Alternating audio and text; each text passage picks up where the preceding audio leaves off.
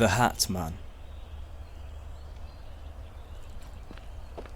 The field was humid, the air warm and dense.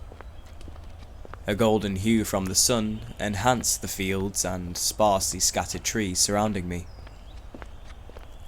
I walked along the narrow concrete path leading towards the entrance to the thigh-high maze garden.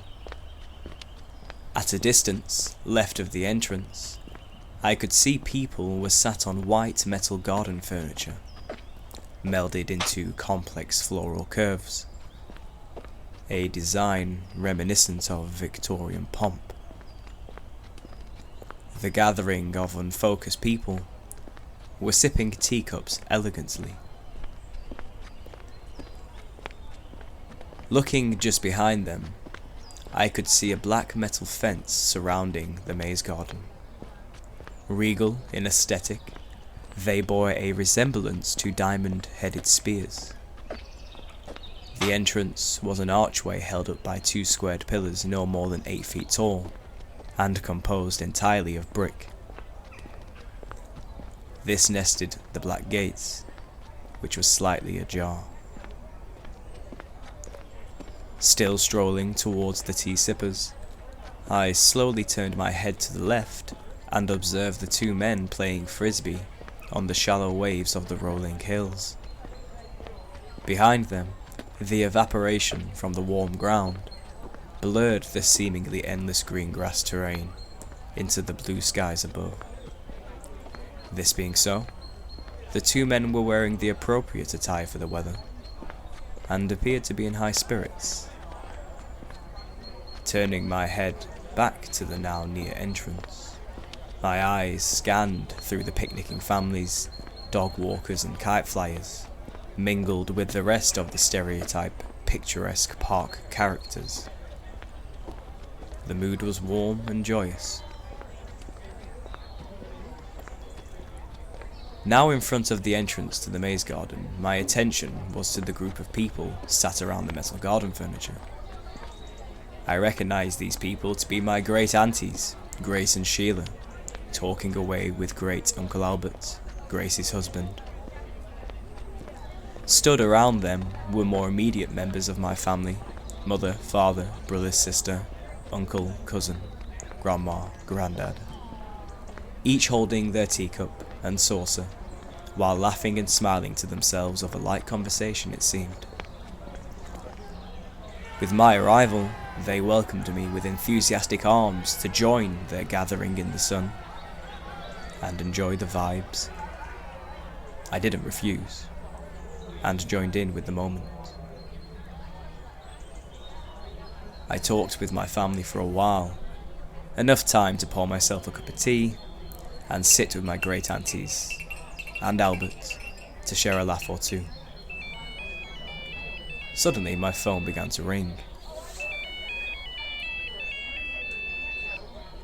I pulled from my pockets what appeared to be a plastic silver flip phone, a technology popular in the turn of the millennium, if I remembered correctly.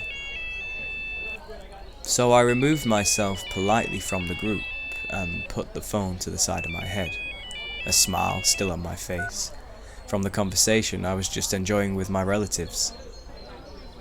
"Hello," I said in the usual way I do to unknown numbers. A brief second of silence and earpiece static sounded before an old male voice said calmly, with a hint of smug malice,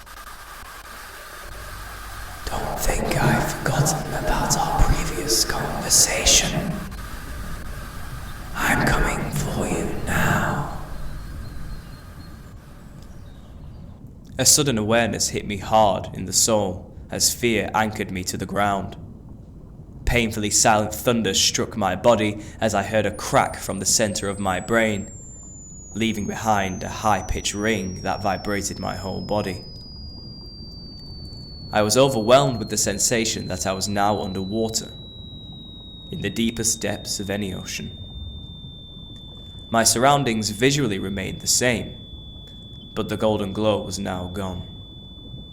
I was still in the park, with my back to the entrance of the maze garden, facing down the long narrow path that brought me to this now sodden fantasy. A place where the air acts like water and I drink tea with my now obviously long deceased aunties and uncles. I was dreaming, and it was the second time I had fallen asleep that night. My mind raced at 1,000,000 frames per second, reaming through the complex memory of where I had just come from. Suddenly, a dreamscape flushed my vision, and I was at a festival, trenching through the nightlife, music and debauchery. All this twisted metal, concrete and chaos was built upon a muddy, barren land. I knew then that this was my previous dream, to which I had already woken up from that day, which was naturally forgotten after falling back asleep and appearing in the park. Arena after arena, I bear witness to bizarre scenes of warfare, live music and howling. This was no ordinary festival. This was a place that spanned into infinity, built upon layers and foundations that appeared ancient. Like a city, this place had its own economy to fuel its constant party. However, it was constantly nighttime. I had encounters with hundreds of characters, and even performed in front of thousands myself, I recalled, though the performance was gone from my memory, and the reality of the phone call came sharply back into focus. Still in the park, my memory of my previous dream dissipated into a blur, becoming unrecognizable in its non-sensibility, my attention instead noticing the ultra-complexity and realism of the fields and trees that I now knew to be a dream. So I pondered, did I really create this in my mind? This thought was soon followed by heavy doubts. I was only certain of two things. Firstly, that it was in this previous festival dream I had encountered the man on the other end of the phone. Secondly, I had utterly forgotten what he clearly had not. I began to think to myself about the possibilities of just what I had arranged with the man before falling into this park realm. Why and how did he go to so much effort to find me in a new dream, separated by 3 waking hours? How can this be possible? Why with a phone call? Where have my dead relatives gone? Where did I get this phone? Is this place a trap? How did he find me? Does he want to hurt me? Why can't I wake up? Am I in control? Where is... Piercing silence engulfed the atmosphere as I saw the park was now empty. There he was, coming through the horizontal blur where the Frisbee duo once played. The black figure was slowly hobbling over the shallow rolling fields, a limp made steady through a dark cane in his left hand. His silhouette revealed a shape of a large rimmed hat, and some form of long overcoat. Coming into focus, I saw the colour of his clothing was of the darkest purple. Ribbons of yellow, green and red appeared to flow with his strides, though they were no brighter. The aura he spewed was ice cold, as grey rain clouds appeared to be following him. His facial features were hidden in the shadow of his hat and turned up lapels. However, his glowing golden eyes appeared to stare into mine as he came my direction. This old man appeared slightly hunched over as he was propelling his mass into my direction, leaving a distorting trail of transparent smoke in his wake. There was 300 meters distance from him and myself at this point. I knew I didn't want him any closer, so I began to turn towards the gates that would take me to the maze garden. A maze which was no more than 1 meter tall. Through the metal fencing and over the small privy hedge maze, I could see there was some form of concrete civilization. A road with people, perhaps? Safety?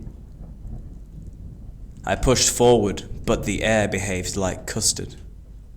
The more force I used to push each sprinting stride, the slower I moved through the empty space separating me from the gates. But at the very least, I could move. I didn't want to look back through fear of his presence. I opened the gates and made for the maze from the side. No time to figure this out, I thought to myself as I hopped over the side wall and climbed diagonally over the shallow hedges to the other side. The maze must have been no more than 10 to 15 meters squared, concealed within a larger 30 meters squared metal fence to which I had entered through. People appeared to be still on the benches within this area, one feeding the birds, while others were mostly keeping to themselves. Opposite of where I had entered was another gate, and it seemed my senses were correct. Through the fencing and vine-like foliage, I could see a road with small shops and vendors, typical of any working-class high street. It was a new place to my memory, but felt homely in its aesthetic. So I continued forward, refusing to look back and know just how close this being had come to catching me. He had come so far and wasn't going to leave. How do I get out of a dream? I queried as I passed through the second gate onto the main road. I need to open my eyes, I proclaimed loudly to myself. I noticed the shop signage throughout the street bore a resemblance to Cyrillic Russian, a language I was not familiar with. The rusting nature of this place matched the now thick grey cloud above me. He was closer. I decided to run right of the maze exit and down the road. I saw the sky was now dark brown and black. The road appeared to decay the further I ran. Looking to the left, I knew my time was up as the buildings followed suit. Suddenly I came to a halt as the road dissipated into oblivion, as though torn away like paper in front of me. I looked up to the left to see the remains of a huge iron industrial sign above the row of seamlessly attached shops. Written in Russian, the sign was mangled and torn to pieces, as its right half hung over the edge of hell. It was over. I had nowhere else to run. The sky was a putrid mix of golden brown, black and orange. I could feel that the old man in the hat was behind me, and I was ready to die. I attempted to wrench open my eyes as I regained a strong conscious awareness of the dream I was in. I had minor success to begin with, though my body felt half paralyzed as flashes of my bedroom appeared in my vision and I writhed around relentlessly, attempting to regain control. Before I knew it, I was back to the broken road, now decayed and blurred beyond reason. Temporarily waking up had proved to me this was only a dream, so I had a new confidence in my abilities to get away from this chase. Screaming gibberish and thrashing my limbs, I managed to force one last attempt at waking up. I laid in darkness, with my eyes wide open, and in a pool of my own cold sweat.